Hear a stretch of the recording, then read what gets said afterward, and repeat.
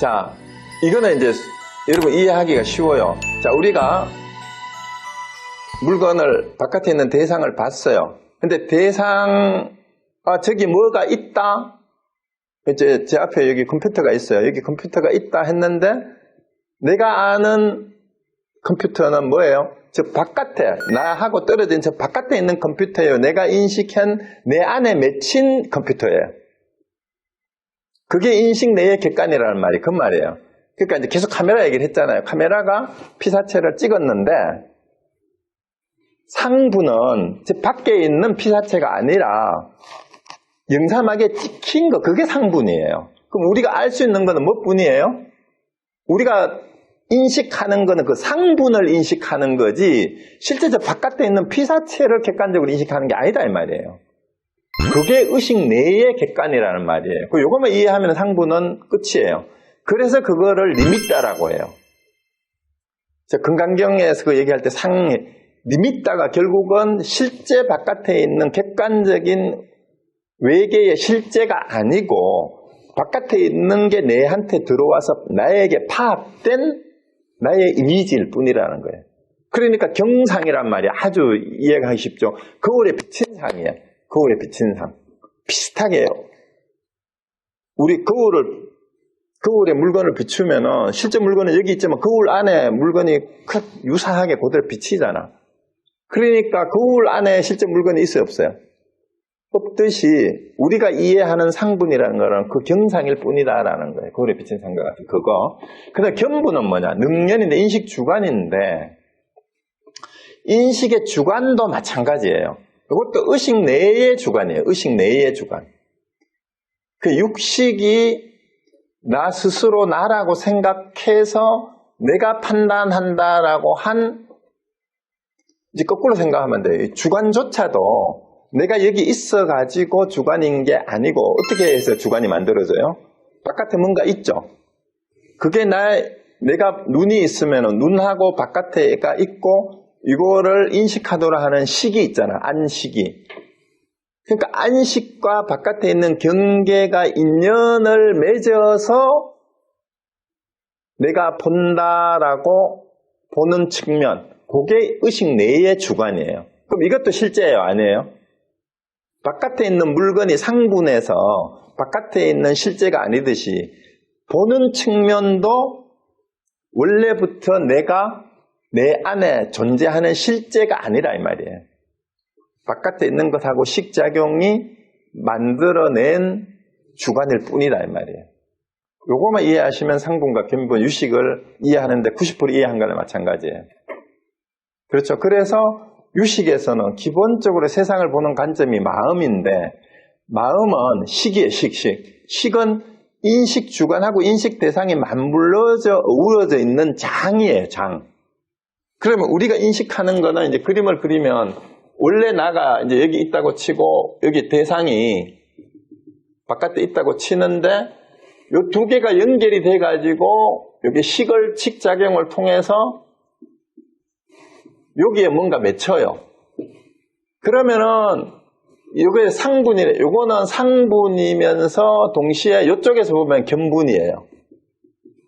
근데 상분과 견분이 만나서 어우러지는 게 요게 상분이자 견분인데 자꾸 우리는 어떻게 생각해요? 요거를 이걸로 착각을 하고 대상으로 착각을 하고 요거 주관을 내 안에 있는 본래 있는 걸로 착각을 한다 이 말이에요. 그러니까 둘 다 결국 상분이든 견분이든 뭐라는 얘기예요? 실제가 아니다 이 말이에요. 실제가 아니에요. 그렇죠. 그런 거하고 똑같은 거예요. 네. 그런데 우리가 세상이라고 알고 있는 거는 요거라 봐요. 여기 두 개가 만나는 장이다라는 말이 요 말이에요. 요거일 뿐이라는 거죠. 그래서 둘 중에 어느 하나만 없어도 식이라는 현상이 일어나지 않아요. 그럼 사실 둘 중에 하나가 아니라 요 식이 양 두 개가 다 없으면 식 자체가 발생하지 않잖아. 그죠? 그 말입니다. 그래서 마음이 보고 있는 것은 그 당체인 마음이 드러낸 것이라는 말이 뭔 말이냐면은 요게 마음이라고 한다면 이 마음이 대상이 와가지고 여기 맺힌 것에 대해서 뭐뭐라고 판단하고 분별하고 혹은 파악하고 혹은 뭐 인식하고 무슨 말을 써도 돼요. 아니면은 이제 서양 철학에서는 구성한다 그러잖아요. 구성주의에서는 내가 내 식으로 이거를 만들어서 보는 거예요. 만들어서 보는 거예요. 이게 견분이에요. 그러면 이제 쉽게 얘기하면은 지 눈의 안경이라고 하잖아요. 지 눈의 안경. 그러니까 특히 이제 연인 사이에 그 상대방이 마음이 들 때는 완전히 장미잖아. 나의 태양이고 너무 좋잖아. 너무 사랑스럽고 그 사랑스럽다라는 생각 그게 견분이에요. 그런데 이제 사귀다 보니까 싫어졌어. 그러면 원수도 그런 원수가 없고 꼴보기 싫어. 그 꼴보기 싫은 것도 견분이야. 그러니까 결국은 저 사람은 나의 태양이다. 나의 장미다. 너무너무 이쁘다. 너무너무 보기 싫다.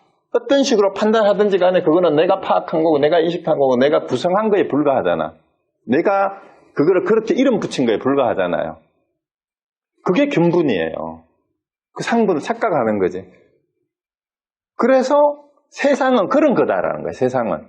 그러니까 그 당체인 마음이, 그 마음이 있는데, 근데 마음이 뭔가 작용하는 게 있긴 있어야 돼. 그렇게 해서 마음을 드러낸 거라는 말이 그 말이에요. 그 마음을 드러냈다라는 말이고, 우리가 개인적으로 인간관계에서 그렇잖아. 이제 그 마음을 어떻게 드러내? 이제 저런 말이 더 좋잖아.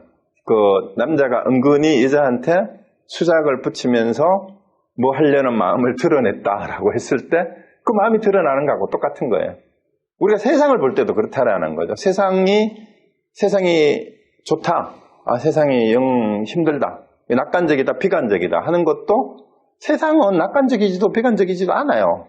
자기가 세상을 그렇게 볼 뿐이에요. 그 보는 측면을 견분이라 한다 이 말이에요. 그러니까 이거는 실제로 있는 거예요, 없는 거예요? 실제하고는 관계가 없는 거라는 거죠. 그래서 이 세상은 여기에 만나서 어우러지 이걸 우리는 세상이라고 본다 이 말입니다. 그래서 결국은 존재를 인식으로 하나는 한다는 게 유식이 아주 명제예요. 그러니까 마음이 어떤 대상을 인식할 때 모든 식은 주관과 객관으로 변화시켜서 인식을 한다라는 거예요, 자꾸. 이게 마음의 작용이죠. 그렇기 때문에 제대로 인식을 못하고 끊임없이 상분이나 견분을, 상분은 바깥에 있는 실제라고 착각을 하고, 견분은 이것이 자아라고 착각을 한다라는 거예요. 이 견분을. 그게 견분과 상분이 둘 다 사실은 진짜가 아니다. 라는 그 얘기입니다. 그러면은, 이제, 그 다음에 자정분은 뭐냐면, 자체분이라고 하는데, 인식 주관과 인식 대상이 이제 뭐예요? 견분하고 상분이었죠? 여기에 의한 인식의 작용을 확인하는 부분이 뭐냐 하면, 이제 제 설명을 들었죠? 들었으니까, 그러니까 이게 견분도 틀렸고 상분도 틀렸구나라고 아는 게 자정분이에요. 이제 여러분은 이제 자정분을 지금 여러분이 제 말을 이해했으면 그 이해하는 견분도 가짜고 상분도 가짜구나 하고 알았으면 그게 뭐예요? 상분을 바라보며 인식작용을 하는 것이 견분이고 견분이라고 하면 견분의 인식작용을 하긴 하는 것. 내가 그렇게 볼 뿐이야. 내가 내 안경을 끼고 볼 뿐이었어. 그래서 내가 안경을 벗으니까 내가 안경 끼고 본 것일 뿐이야. 이렇게 내 스스로 아는 게 자정분이에요. 그럼 자정분은 식장에서 결국은 식장이라는 말이에요. 이거 중간이라는 말이에요. 인식의 장에서 견분과 상분의 관계에서 나타나는 알미예요. 이 관계에서. 즉 견분과 상분 사이의 인식작용을 확인하는 작용이죠. 그러니까 인식주관과 인식대상이 결국은 여기서 이렇게 만나잖아요. 이렇게 하나 돼가지고 여기 인식이 됐잖아요. 그 주관과 대상은 분리될 수가 없어요. 여기 와서 만나서 파악이 되기 때문에. 그래서 하나된 식장의 흐름이 바로 자정분이고 자체분이다라고 얘기한다라는 거예요. 자, 그래서 여기서 하나 더 설명하면 이따가 또 설명했지만 요 대상을 실제라고 집착하는 게 법집이고 요 나를 실제가 있다고 착각하는 게 아집이에요. 근데 이것도 사실은 공이고 이것도 공이다 라고 아는 게 자정분이에요. 그게 자정분이에요. 그러면 증자정분은 뭐냐? 그럼 증자정분은 그럼 자정분이 확실하다고 어떻게 인정을 하겠냐 이 말이야. 자정분의 인식을 확증하는 인식작용이 증자정분인데 자증분의 작용을 거듭 인지하는 건데 증자증분을 확증하는 것은 또 자증분이야. 이게 뭔 말이냐면 이제 이거를 자증분이 진짜라는 걸 어떻게 알아? 그것을 확증하는 걸 증자증분이라고 하는데 그러면 증자증분을 또 확증하는 게 있어야 될 거 아니야. 그럼 무한소급에 빠져버려요. 그러니까 결국은 이것이 정말 확실하다고 다시 한번 확인하는 것은 내가 안다라는 것을, 내가 알았다라는 것을 스스로, 근데 요거는 설명이 좀 더 필요한데, 증자증분은 어디에서 확정이 되느냐 하면, 자, 요게 아공이고 법공이라 그랬잖아요. 아공이고 법공임을 아는 것이 자증분이라면, 이거를 안다라는 것조차도 또 공하다라는 걸 아는 게 증자증분이에요. 이것을 안다라고 하는 것도 실체가 따로 있는 게 아니다. 왜 이해가 됩니까? 아공이고 법공인 걸 아는 게 자증분인데 자증을 하는 것도 어떤 실체가 따로 있지 않다라고 다시 아는 게 증자증분인데 그러면은 이 증자증분을 또 아는 거는 뭐예요? 내가 그걸 아는 거니까 그거는 또 자증분이에요. 그래서 자증분하고 증자증분은 서로가 확증을 하는 거다. 그럼 요거는 이제 뒤에 삼성하고 삼무성을 설명하고 한 번 더 말씀드릴게요. 그러면 조금 더 이해가 될 수도 있어요. 일단은 그렇게 알아놓으세요. 자증분까지만 일단 이해하세요. 자증분까지만 이해하면은 상당히 됐어요. 그리고 이제 여기서 미리 말씀을 드리면 이 위파사나를 하든 가나선을 하든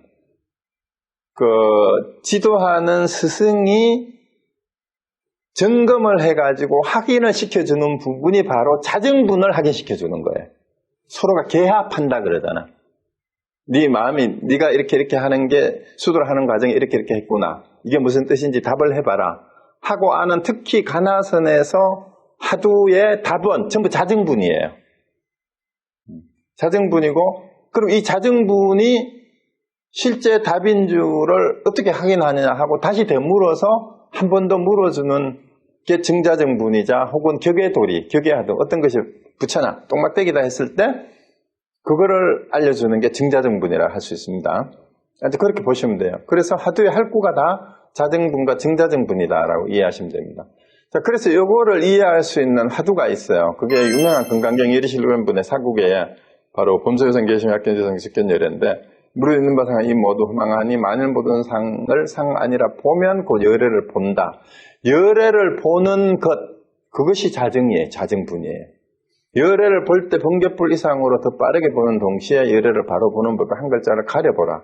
자, 이 문제를 내가 내드렸는데 여기 한자로 글자가 사국의 가운데에 여기 두 자가 되어 있으니까 18글자잖아요. 18글자인데 중복되는 글자가 몇 개가 있어요. 상자도 3개 나오고 견자도 2개 나오고 해서 중복되는 글자를 빼면 15글자 뿐입니다. 15글자 중에 하나가 열애를 바로 보는 글자가 있대요. 그래서 그 글자를 바로 알면 자증분의 의미를 이해하는데 굉장히 쉬울 건데 아마 지금 제 강의를 듣는 분 중에 강의 시작하고 한 2분이 이 답을 하셨어요. 답하신 분 있어요.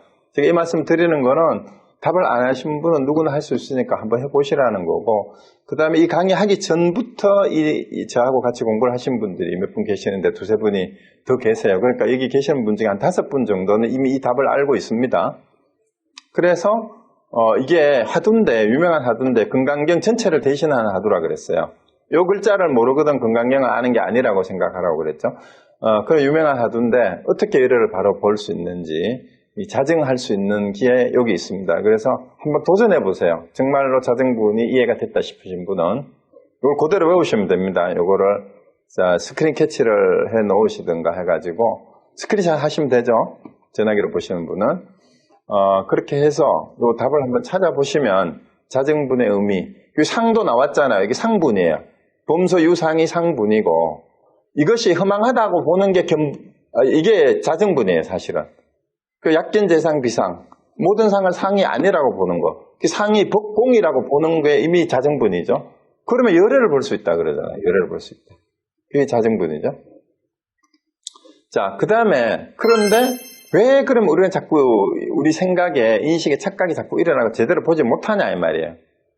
우리 마음이 어떤 대상을 인식할 때는 모든 식은 주관과 객관으로 자꾸 변화시켜서 인식을 해요. 그래서 존재를 인식을 한다, 이 말이 자꾸 나왔죠. 실제 있는 거를 우리는 견분과 상분으로만 인식을 할 뿐이에요. 실제 우리가 일상생활에서. 그러니까 존재를 인식으로 한다는 말은 그 말이에요. 견분과 상분으로 자꾸 존재를 파악을 하는데 우리는 사실은 우리가 파악한 인식은 실제 존재가 아니고 견분과 상분일 뿐이에요. 그래서 우리의 모든 인식은 대상을 그 자체로 파악하는 것이 아니라 인식작용에 의한 경상이죠. 경상. 거울에 비친 상, 이미지. 그거를 파악하기 때문에 또 그걸 보는 것을 진짜 자기 주관이라고 생각하기 때문에 착각이 일어나요. 예를 들면 이런 거죠.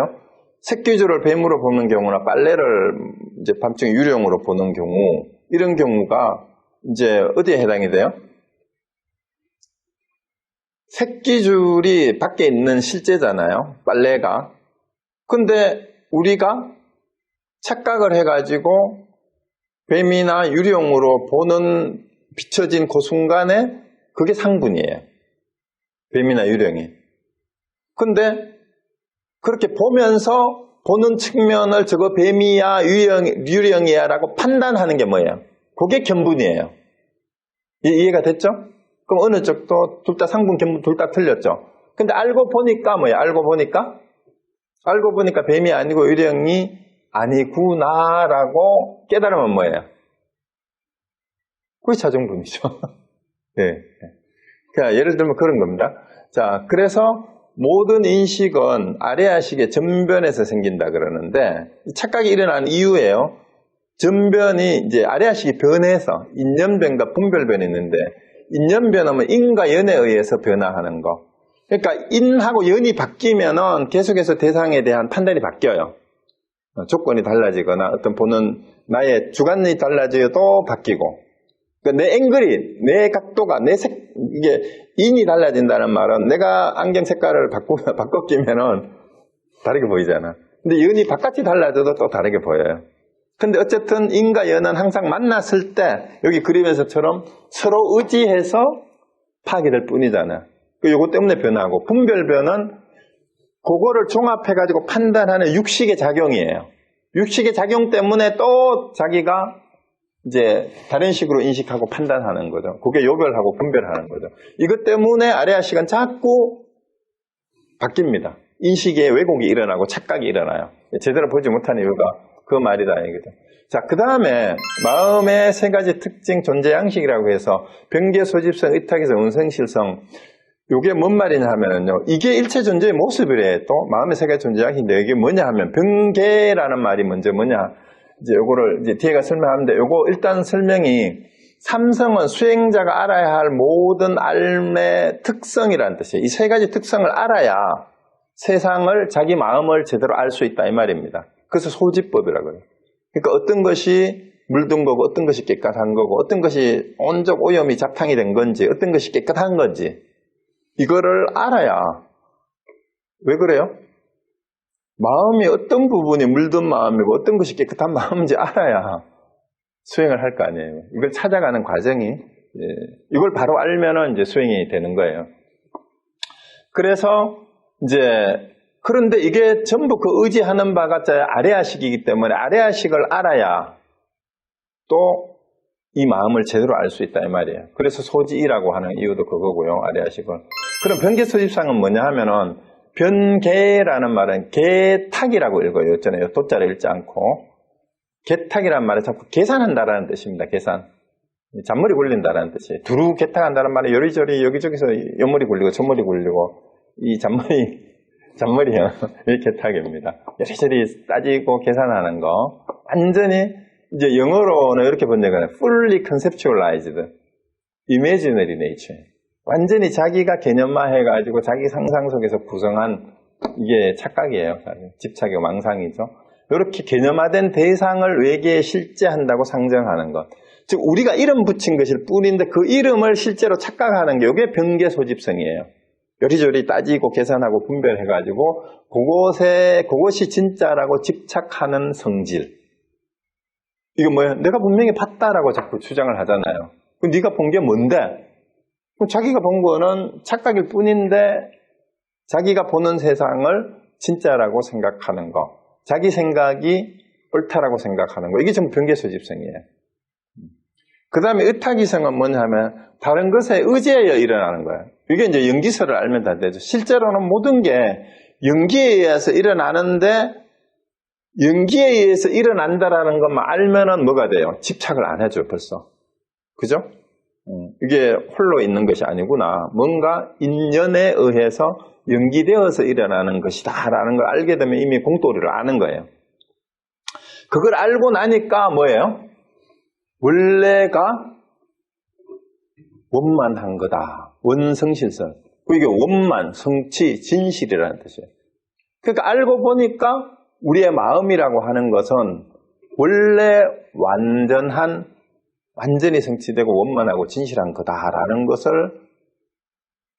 우리 마음이 원래 그런 거다라는 거 아는 게 이게 원성실성이에요. 원성실성.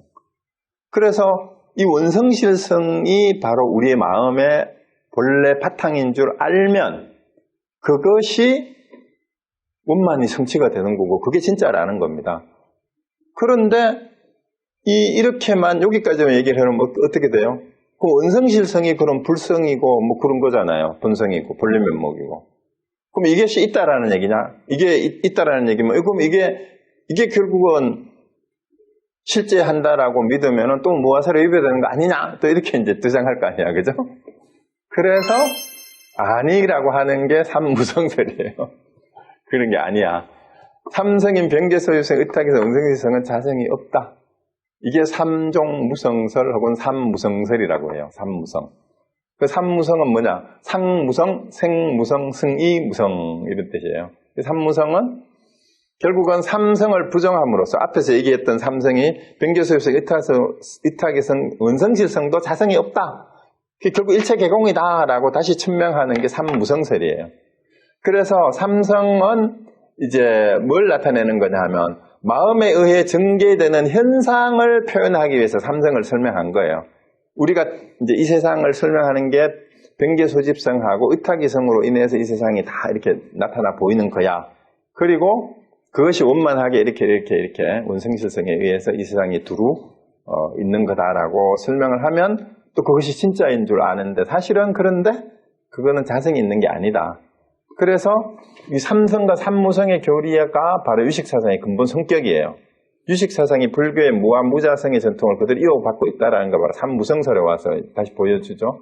그래서 유식사상은 이제 지난 시간에 했던 식만 있고 대상계, 경계는 없다라는 게 유식무경인데 궁극적으로는 뭐예요?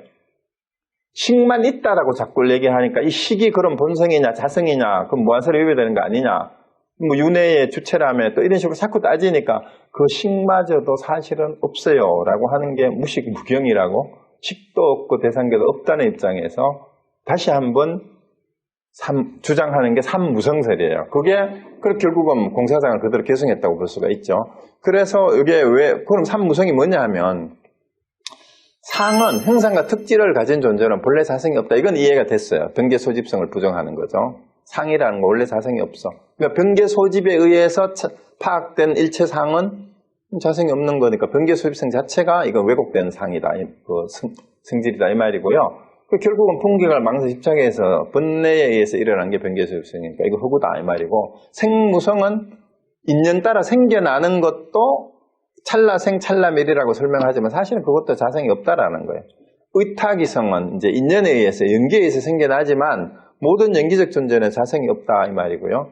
그럼 승이라는 말은 제1이 진여 이런 뜻이에요. 승이 이제 진재라는 말도 하죠. 승이제, 진재, 제1이, 제1이제 뭐 이런 말 똑같은 말이에요. 진실 이런 말하고 똑같은 말입니다. 승이 최고의 뜻 이런 뜻이죠. 가장 뛰어난 수승한 뜻 이런 뜻입니다. 이게 승이라는 말은 진여라는 말하고 똑같다고 제1하고 똑같은 뜻이에요. 근데 성무이성이라는 말은 원성실성도 자성이 없다 이런 뜻이에요. 이걸 부정하는 거예요. 그 모든 정제의 궁극적인 진리, 즉 승이로서 승이라는 말은 절대 진리, 진리성, 진여성, 그러니까 진여에다가 다시 성을 붙이는 이유가 그래요. 진여성, 승의성으로만 존재할 뿐 실체성은 없다 이 말이에요. 실체는 없다. 진여와 원성실성은 원만 상주하는 절대법이므로 아무런 모양이 없어요. 그래서 유식 30송에 보면 이런 말이 나오는데요. 승의제란 본래 공하여 무소유이므로 유와 무를 초월하고, 초월한다는 말 유라고 해도 안 되고 무라고 해도 안 된다는 얘기예요. 그러면서도 세속제를 수순함으로, 세속제는 우리가 이제 현상계로 드러나는 일체 모든 현상이에요. 일체 법이에요.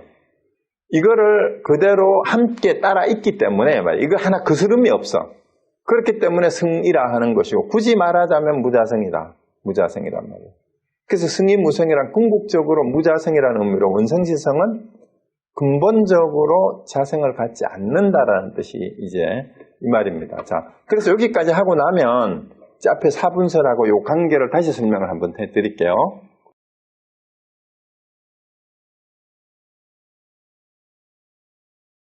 자, 견분과 삼성, 삼무성의 관계를 보면 견분을 자라고 믿으면 그게 아집이에요. 아까 말씀드렸어요. 상분을 실제하는 대상이라고, 외계에 실제한다라고 믿으면 이게 법집이고, 이러한 아집과 법집은 제칠 말라시게 마음의 분별인데 이건 번개 조집성으로 해서 생기는 거예요. 존재하는 것은 견분과 상분일 뿐이다라고 보는데, 자, 여기서 오해하시면 안 돼요. 견분과 상분이 실제 존재한다라는 말이 아니죠. 이 말은 내 주관에 비춰진 영상, 그 다음에 내 의식 내에 들어온 이미지일 뿐이다 이 말이에요. 이미지가 있는 거지 실제는 없다 이 말이에요. 견분과 상분일 뿐인데 이거는 왜? 인연에 의해서 이탁, 이게 의탁이성이에요. 견과 상이, 그러니까 아까 여기 있잖아요. 안이비설신이가 안과 경이, 색이 만나는 장에 의해서 형성된 게 견분이고 상분인데 이거는 이거일 뿐인데 이게 실제 존재하는 거 아니에요. 존재한다라는 말이 존재한다는 것이 보이는 것은 이렇게 하는 게 낫겠네. 드러나는 거, 우리가 인식하는 것은 견분과 상분일 뿐인데 이게 진짜 실제라고 착각하면 안 돼요. 이게 이타기성을 알면은 이거는 진짜가 아니다. 아공, 법공을 아는 거죠. 그러니까 아공과 법공을 보았을 때 견분이 보는 상분은 외경이 아니라 식 자체 내에 존재하는 심소. 이거는 이해가 됐죠?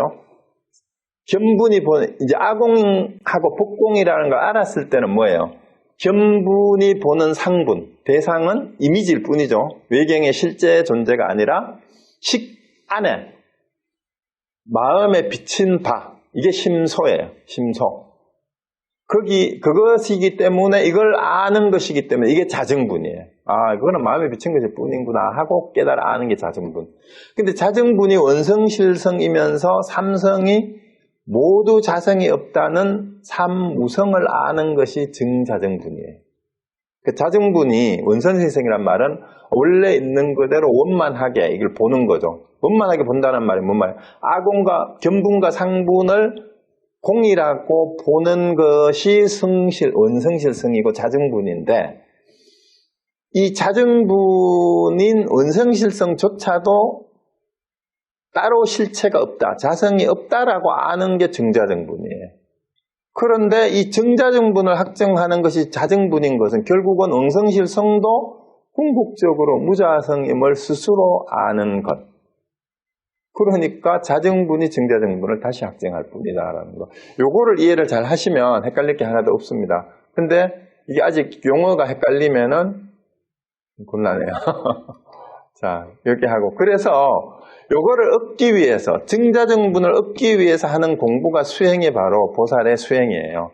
그 보살의 수행 단계가 결국은 수행은 뭐냐? 이제 유식에서 말하는 망식을 버리고 진식, 그러니까 오염심을 버리고 정심을 얻는 과정이 수행인데, 이제 5개로 나누는데, 실제 이제 보살의 단계는 요 각각의 위가 또 이런 단계로 또 나누어져요. 그래서 총 합치면 뭐 이제 41위가 있다라고 하고 그러는데 그거 다 알 필요 없고 5개는 자량위에서부터 시작해가지고 이렇게 이제 5개 단계로 넘어가는데,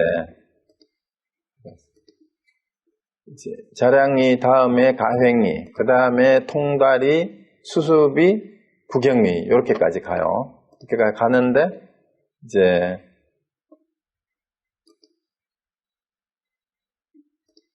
그러면 자량이라는 말은 양식이라는 뜻이잖아요. 자본이고 양식이다. 이 말인데, 깨달음을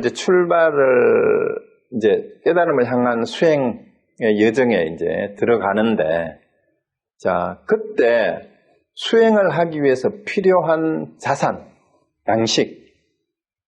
이 다르게 말하면 뭐예요?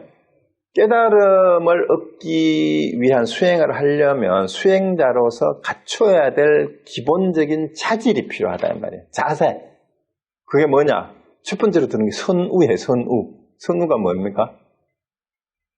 좋은 벗입니다. 좋은 도반. 좋은 도반을 만나는 게 함께 수행의 길로 가는 도정이라고 했는 게 도반이라는 말을 하잖아요. 우리가 도반이라는 말은 이게 원래는 같은 스승 밑에서 함께 동문수학하는 사람을 도반이라고 그러잖아요. 우리 한자말로. 그런데 여기는 반은 반려라는 뜻이잖아요. 반려자, 함께 가는 사람인데, 근데 이 도는 길도자인데 동양에서는 진리라는 뜻도 있잖아요. 그래서 도반이라는 말은 뭐냐면 진리와 함께하고 같은 길을 함께 가는 사람 뜻이라는 뜻이에요. 그냥. 그래서 이 도반이 바로 어떤 길을? 진리를 향해, 깨달음을 향해 도와 반려가 되는 사람이 도반이에요. 그래서 이런 벗을 만나는 게 정말 중요해요. 이걸 첫 번째, 자기는 이제 목표, 뜻을 분명히 세우는 걸 말해요. 그 자량이 여러 가지가 있습니다. 신해. 이게 믿음이죠, 이거는. 믿음과 이해, 올바른 이해가 있어야 된다는 거죠. 그 자량은 결국은 복덕과 지혜예요. 이게 스승과 도반을 만나는 게 큰 복입니다, 정말로. 그리고 자기 스스로가 좋은 도반이 되어야 돼요. 그리고 여기에 내용이 이제 37조도품이라고 그러죠. 37조도품과 여러 가지 육바라밀을 닦는 게 여기 다 포함이 됩니다. 이런 거 해야 된다는 말입니다. 이 단계에서는 아직은 이제 작은 번뇌는 정화할 수 있어도 여러 가지 이제 근본적인 게 아직은 정화가 되지 않는 상태예요. 그래서 이제 끊임없이 이제 닦아 나가야 돼요. 가행위는 여기에 한층 더 이제 수행을 더 한다 이런 뜻입니다. 더욱 경책에서 정진을 가하도록 하는 단계인데, 4가지 성근 위에서 이제 이거를 닦는다라고 해가지고 이제 난위, 정위, 인위 해가지고 세제 1위 해서 쭉 이제 여러 가지 대상의 공함을, 또 인식도 공함을, 대상과 주체가 다 같이 공함을 이제 알아가는 이런 과정이 가행이고요. 그 다음에 통달리는 견도위라는 뜻인데요. 이게 통달했다, 견도했다라는 말이에요. 이제 도를 봤다 이 말이에요. 근데 이게 아직 3번째, 마지막이 아니라 진리가 뭔지는 눈치챘다 이 말입니다. 그게 우리 시부도에도 나오잖아요. 시부도에도 견우가 3번째밖에 안 돼요. 모구가 4번째 단계고, 모구는 이제 도를 보고 나서 소를 얻고, 이 소가 깨달음에 대한 비유잖아. 마음에 대한 비유고. 그 견도라는 말은 진리를 알았단 말이죠. 통달했는데, 근데 이제 진여성을 관찰했다는 말이니까 진짜가 뭔지 알았어요. 이제 여기까지 했다. 십지 중에 한이지, 보살지에 이미 들어갔어요. 그렇지만 아직까지도 이제 완전한 진여를 아직은 획득하지는 못했어요. 분별심은 없어지지만 아직은 여러 가지 반연하는 미세한 이제 번뇌들이 남아 있어서 완전히 진여를 증득한 게 아니에요. 그래서 60과 70이 아직까지도 완전한 묘관찰지와 평등성지로 전환이 되지 못하고, 이제 어느 정도 평등성지와 묘관찰지로 전환되기 시작하는 단계. 이제 요걸 봤으니까 묘관찰지나 평등성지, 견도 이런 게 이제 진리의 맛을 본 단계죠. 이게 통달이, 견도비. 근데 여기서도 아직 왔다 갔다 할 수 있다 이 말입니다. 수수비는 자, 이걸 알고 나서 닦는 거예요. 수도라는 말이에요. 수습, 수도. 그러니까 여러분이 수도한다, 수행한다 그러는데요. 도를 알기 전에 하는 거는 수도가 아니에요. 도가 뭔지도 모를 때는 그냥 구도예요, 구도. 도가 뭔지 알아야 도를 닦지. 그러니까 도를 닦는 거는 도가 뭔지 알고 난 다음에 수도에는 상당한 이제 보살 초지부터 보살 십지까지 이제 도를 알고 나서 도를 닦는 거예요. 도를 기준으로 이제 일부 증득된 이제 진여의 도리를 가지고 반복적으로 이제 이것을 키워서 이제 더 이상 다시 물들지 않게 번뇌와 이제 여러 가지 번뇌장하고 소지장 곰이 나오듯이 이제 번뇌를 2가지로 나눈 거예요. 아집으로 인해서 생겨나는 게 번뇌장이고, 법집으로 인해 생겨나는 게 번뇌가 소지장인데 결국은 번뇌장은 열반의 증득을 장애하는 거고 해탈을 장애하는 거고 소지장은 보리의 발현을 장애해서 완전한 깨달음, 열반을 성취하는데 장애가 된다 그래요. 그래서 이런 것을 점점 이제 버려나가는 과정이죠. 그리고 이제 문사수라 그래가지고 문해, 사해, 수해 세 가지 지혜를 이제 얻는 이런 과정. 그리고 아공, 복공을 닦아서 이제 완전히 이제 진료에 들어가는 과정이에요. 그래서 이때부터 이제 정말로 본격적인 지혜가 발현되기 시작해서 마지막 구경위에 가면 완전히 성불이 되는 단계. 이때 이제 네 가지 지혜가 완전히 성취가 되고 열반이 증득이 되는 단계라고 해요. 네 가지 지혜가 성소작지, 무견철제, 평등성지, 대본경지입니다. 그래서 이 깨달음의 실현은 전식득지, 그러니까 인식이 지혜로 바뀌는 거예요. 식별작용이, 분별심이. 근데 이 분별심이 전식득지라는 말이 이제 식이 변하여, 식을 전환시켜서 지혜를 얻는다는 뜻인데, 이거는 전이가 돼야 되는데, 의지처를 전환시킨다는 뜻이에요. 의지처를 어디로 전환시켜요? 그 전까지의 모든 의지처는 육식과 칠식이었어. 우리가 자꾸 분별을 하고 판단하는 게. 근데 이제는 아래아식의 청정한 바탕에다가 의지해서 완전히 인식을 전환을 시켜야 돼. 그래서 완전히 이제 근본적으로 이제 생각이 바뀌는 거죠. 이제 그래서 기독교의 해계를 메타노이아라고 하는데요. 해계하라 천국에 가까워 왔느니라. 이 말이 참 멋있는 말이에요, 사실은. 이 기독교를 함부로 폄하하지 마세요. 예수님의 뜻을 제대로 알지 못하는 자칭 기독교인들이 좀 불쌍한 중생들일 뿐이지, 이 회개라는 말이 한자말도 뉘우치고 고친다라는 뜻인데, 회자가 단순히 후회한다라는 그런 뜻이 아니에요. 지금까지 생각해 오던 것을 싹 뉘우치고 걔가 완전히 고친다는 뜻이에요. 그 의식의 근본적인 전환이 바로 메타노예요. 그러니까 천국이 가깝죠. 의식의 근본적인 전환이 메타노예, 회개입니다. 그 잘못한 거를 내가 뭐 참여한다, 단순히 그런 뜻이 아닙니다. 그래서 생각을 완전히 바꾸는 게 전이라는 뜻이에요, 전이. 근데 이 전이가 되면 이게 식별작용이 지혜로 바뀌는데 전오식이 성소작지로 바뀌어요. 그리고 의식은 묘관찰지로 바뀌고 말라식은 평등성지로 바뀌고 아라야식은 대원경지로 바뀌는데 이게 도대체 뭔 말인가 한번 봅시다.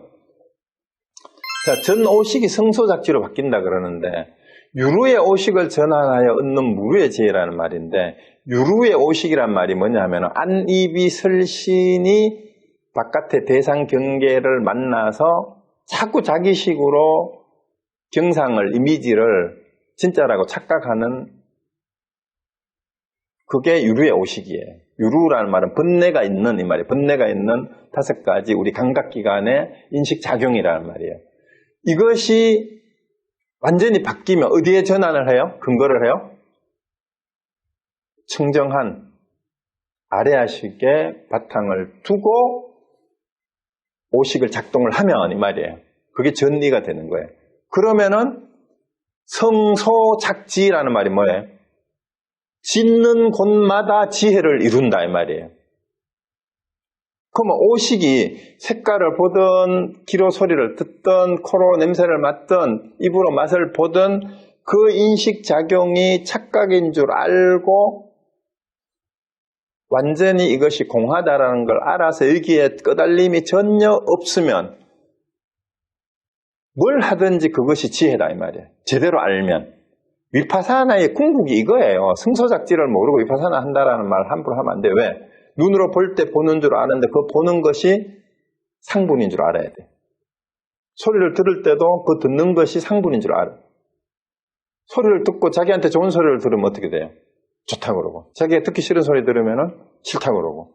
좋다 싫다라고 하는 게 이제 보든 듣든 맛을 보든 감촉이 닿든 전부 좋다 싫다 그저 그렇다 계속 자기 입장에서 대상에 대해서 판단을 하는데 판단하는 자기가 진짜라고 생각하는 게 견본에 대한 착각이다. 아집이고.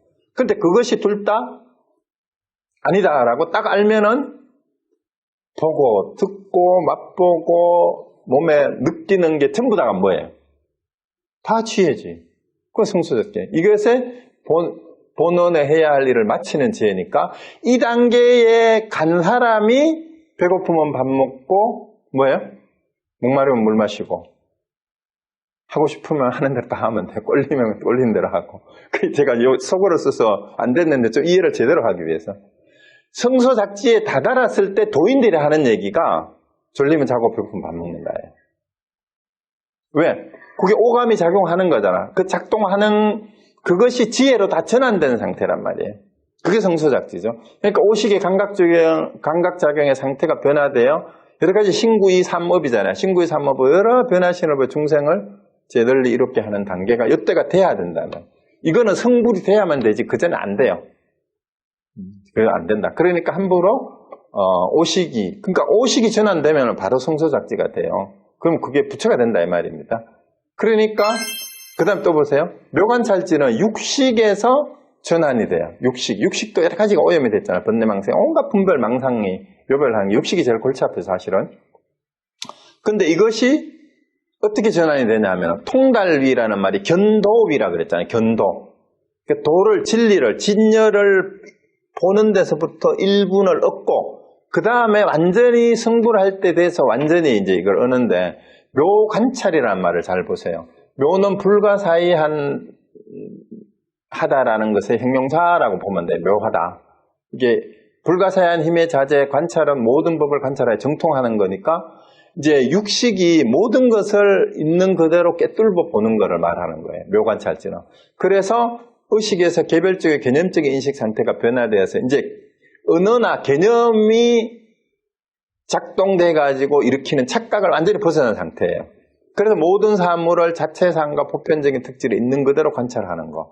묘관찰지는 중생의 근기를 알아서 훌륭하게 법을 설해서 모든 의심을 끊게 해서 안락을 얻게 한다. 왜 중생의 근기를 안다는 말이냐 하면은 근기가 여러 수준이잖아. 천차만별이잖아요. 그때 상황에 맞게 분별을, 요별을 잘 한다 이 말이에요.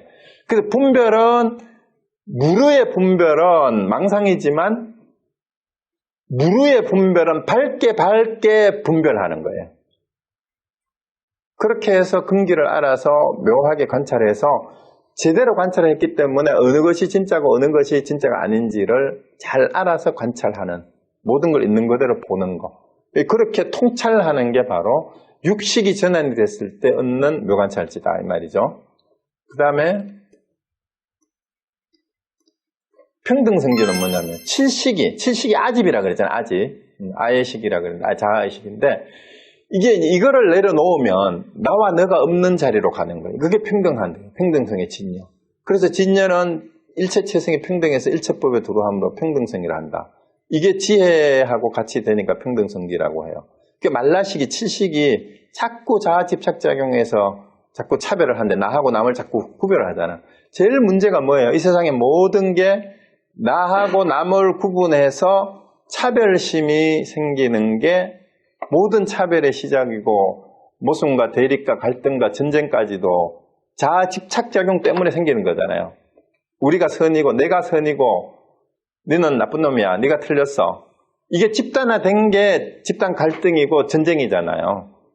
그래서 이거를 떨쳐버렸을 때 평등하게 되고 정말로 대자비심을 이렇게 해서 중생제도를 하게 된다 이 말입니다. 그 대원경지는 이제 이 8식 가운데에 아까 이제 얘기를 했죠. 8식 안에 1, 2, 3, 4, 5, 6, 7식, 8식까지 다 들어있어요. 그러니까 여기에는 때 묻은 것도 있단 말이에요. 근데 이 8식을 완전히 정화한 상태. 이러니까 아리아식 안에 있는 모든 잡념법이, 모든 물든 것이 다 소멸이 돼가지고 완전히 대원경, 그러면 크게, 이 마하죠, 그죠? 크게 원만한 거울처럼 된 상태. 이게 한 점 티끌도 없는 상태. 이게 대원경지예요. 그래서 모든 것을 다 꿰뚫어보는 이제 그대로 그냥. 그래서 자신과 진여 법계가 하나가 되는 거. 우주 전체가 큰 둥근 원만한 맑은 거울처럼 되어 있는 그대로 있는 사물을 그대로 비추는. 이거 시공도 없어요 여기서는. 이거는 승부를 해야 돼요. 승부를 해요. 불가의 처음은. 그래서 어떤 미혹함도 없고 모든 종자가 여기에 의지하고 크고 원만한 거울에 많은 사물이 있는 것들 다 들어오는 거고 똑같다. 이러니까 이 네 가지 지혜가 요거는 뭐예요? 제8식이 전환되는 거라 그랬죠? 그래서 이제 여기 다시 처음으로 가면은요, 여기 전오식이 성소작지가 되고 의식이 묘관찰지가 되고 말라식이 평등성지가 되고 아래아식이 대원경지가 된다 그러는데, 자, 여러분은 이제 이렇게 착각을 하면 안 돼요. 전오식부터 없애고 그 다음에 의식 없애고 말라식을 없애고 아래아식으로 들어가야 깨닫는 게 아니고, 전오식이 작동하는 그 자리에서 바로 깨달음으로 들어가는 게 성소작지예요. 그러니까 대상을 볼 때 대상을 보는 놈을, 자, 어디까지 가냐면요, 대상이라고 우리가 일반적으로 아는 건 상분일 뿐이니까 가짜라고 그랬죠. 그러면 그게 진짜라고 착각하는 게 견분일 뿐이라 했죠. 그래서 상도 상이 아니구나, 이게 범소유상 개시 허망 약견재상 비상하면 볼 때 전오식이잖아. 전오식에서 바로 성소작지로 성부를 바로 하는 거예요. 그 열애를 바로 보는 거죠. 그러니까 죽견열애라고 건강경에도 그렇게 해놨잖아. 그 전오식에서 바로 깨달아. 육식이 작동할 때도 이거를 묘관찰지로 바로 가면은 바로 깨달아. 이제 아식, 칠식이 작동할 때도 이거를 바로 가면은 바로 평등성지로 가면 돼. 그 이름만, 사실은 지혜의 이름을 경사를 붙여, 성소작이니 묘관찰이니 평등성이니 대원경이니 붙인 것 자체가 웃기는 거예요. 지혜는 지혜일 뿐, 보리는 보리일 뿐이에요. 그런데 이거를 이렇게 하는 이유는 우리의 의식의 종류를 5가지로 나눠놓고 각각의 수준에서 다 바로 깨달음을 얻을 수 있다. 그래서 여러분이 위파사나 하시는 분들이 꼭, 비파사나 하지 않는 분이라도 진짜 수행에 관심 있는 분은 대념처경을 꼭 한번 보세요. 대념처경 별로 양도 얼마 안 돼요. 대념처경에 나오는 게 위파사나의 가장 핵심적인 교의가 담겨 있는 거죠. 신수심법, 신념처, 수념처, 마음 심념처, 법념처에 대한 내용을 얘기하고 있는데, 그게 무슨 내용이 나오냐 하면은, 이제 볼 때 보는 줄 알고 들을 때 들은 줄 알고 이렇게 관찰을 하면, 수행자는 10년을 이렇게 하면, 3년을 이렇게 하면, 아니 2년을 이렇게 하면, 아니 한 달을 이렇게 하면, 일주일을 이렇게 하면, 하루만 이렇게 해도 된다, 이렇게 나와요. 그러니까 한 번만 이렇게 해도 돼요. 깨닫는다라고 나와 있어요. 깨닫는 게 뭐 붙여되는 거죠. 그래서 요 전식 특지가, 그래서 사실은 이게 도노 점수식으로 얘기를 하고 있는 것 같지만 도노 돈수도 할 수 있어요. 그 전체적으로는 이제 점차적으로 닦아가야 되는 사람들한테는 도노 점수도 해야 되고 도노 점수도 해야 되고 이게 다 있어요. 그럼 결국은 제가 생각하기에 유식사상의 이 복잡한 내용이 선불교의 그대로 수행에 들어가 있어요. 왜 그러냐 하면, 유식사상이 어디서 나왔다 그랬죠? 요가 행파, 요가 수행자들이, 요가가 명상이라 그랬어요. 참선하는 사람들에서 나온 게 이 유식사상이에요. 근데 결국 선종이 참선하는 사람들이잖아. 그리고 이 선종의 모든 하두들이요, 사실은 하두 하나만 깨치면 다 된다 그러는데 그 천만의 말씀이에요. 물론 될 수 있어요. 어떻게? 여기에서 말하는 것처럼 전오식에서 어떤 안입이 설신 어디에서든 바로 깨달으면 돼. 육식에서 깨달아도 되고 칠식에서 전식을 하면 돼요. 그 다음에 아래아식을 그 자리에서 전식을 해도 바로 깨달을 수 있어요. 그렇지만 각각에서 하는 층위가 다 다르잖아요. 이제 보통 사람들한테. 그리고 여기도 앞에 나왔지만 이제 통달이나 견도위에서는 한꺼번에 안 된다 그랬잖아요. 일부분만 되고 그 다음이 전체가 이제 된다고 했잖아요. 그럼 간화선도 마찬가지예요. 간화선도 어떻게 보면은 이제 견도위 수준의 점검을 하는 하두가 있고, 그 다음에 수도위 수준의 점검을 하는 게 있고, 구경위 수준의 점검을 하는 하두가 있다라고 생각하시면 됩니다. 그게 제 말이 이상하면 간화선의 교과서라는 대종거선사의 서장을 봐도 여러 하두가 이렇게 또 수미상공안하고 방아창 하두를 같이 들어도 좋다라는 말이 거기도 나와요. 서장, 간화선의 교과서를 그래요. 그리고 또 같은 그 제자한테 이제 이 하두를 또 바꿔서 들으라고 얘기도 해요. 그런데 이상하게 왜 간화선의 교과서라고 해놓고 이제 필수 과목으로 해놔놓고는 그런 걸 안 보는지 몰라. 그리고 선문염송이라고 고려시대 우리나라에서 편집 선문염송이 이제 판본에 따라서 초기에는 1125개의 하두를 모았는데 나중에 또 추가로 더해가지고 판본에 따라서 1400몇 개의 하두가 모아져 있는데 그 하두를 어떻게 모았느냐. 부처님의 전생담부터 시작해가지고 부처님의 직접 제자들, 그 다음에 중간에 여러 수행자들, 중국 선종의 조사들까지 그 일화들을 쭉 나오는데 선문염송의 1칙이 도솔 레이부터 시작을 해요. 그 다음에 2칙이 그 주행칠보고. 그러니까 초기 불교의 모든 교리의 내용을 하두로 다 점검하고 있어요. 그 도솔 레이의 뜻이 뭐냐? 주행칠보의 뜻이 뭐냐? 근데 어떻게 그거 하나만 알고 하도 하나로 다 안다고 얘기하겠냐 말이죠. 그래서 나중에 이제 선불교 할 때 얘기를 하고 그 다음에 유식불교가 왜 선불교하고 바로 직접 연결되냐 하는 게 오히려 반야사상보다도 유식불교가 선불교하고 더 관계가 있어요. 달마 간심론이라는 책에 보면 이 말이 나와요. 해가가 이조가 해가죠. 달마대사의 다른테 제자가 불도를 얻으려면 어떤 법을 닦는 게 가장 중요하냐 하니까 달마대사가 오직 마음을 가나는 한 법이 모든 걸 다 포함한다. 이게 간심일법 총섭제행이라는 말로 아주 유명하죠. 마음 가나는 거 오직 한 법. 이게 가장 중요하다. 어째서 그러냐면 어째서 한 법이 모든 행을 다 포섭하냐. 마음이란 온갖 법의 근본이요 일체법은 오직 마음에서 일어난 것이다. 그러므로 마음을 알면 만행을 다 갖추게 된다. 이게 유식한 내용하고 똑같잖아요. 그렇죠? 이를테면 큰 나무까지야 꺾어야 하면 이건 비유로 이렇게 얘기를 한 거죠. 뿌리를 살리려면 뿌리를 북돋아야 되고 죽이려면은 어째야 돼요? 뿌리를 베야 된다. 이렇게 얘기를 했잖아요.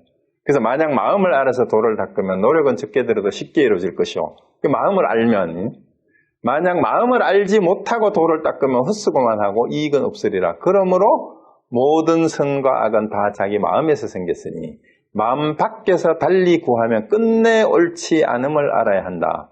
유식의 내용하고 똑같지 않나요? 오히려?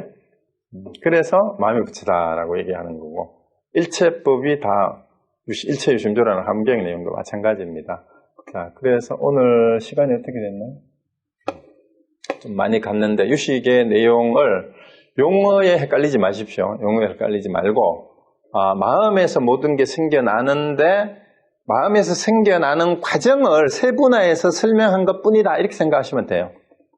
그 세분화해서 설명하는 게 이제 상분하고 견분과 자정분을 나누었고 또 그 마음의 성질을 삼성으로 설명을 했는데 삼성도 알고 보니까 다 무자성이다. 그게 핵심이에요. 그 바탕이 됐던 게 유식무경. 유식무경을 뒷받침하는 설명이 상분과 견분이 가짜다라는 거잖아요. 그죠? 네, 그거만 아시면 됩니다. 그러면은 유식은 사실 유식무경의 뜻이 우리가 실제로 바깥에 뭐가 보는 것은 우리가 본 그대로 실제로 있는 게 아니다. 그건 상분일 뿐이다. 이제 오늘 말로 바꾸면 이제 그렇게 되는 거고요. 그리고 그렇게 보는 주관도 사실은 나의 안경일 뿐이다. 그걸 아는 것이 자정분이다. 그 자정분이 깨달음의 시작이다. 이렇게 생각하시면 돼요. 그러면은 결국은 우리가 세상을 보는 거, 일체법이 세상이에요. 세상의 모든 현상. 이게 결국 내 마음에서 일어난 거다라고 선정해서 쭉 가고 있는 것도 그 때문이다라는 걸 아시면 유식의 용어에 너무 헷갈리지 마시고 공부하지 마세요. 골치 아프니까 바로 참선하는 게 더 낫습니다. 왜? 유식 사상가들이 이 이론이 나온 바탕도 참선을 해서 설명을 한 것뿐이에요. 참선을 하도록 하기 위해서. 그래서 바로 참선을 하시면 됩니다.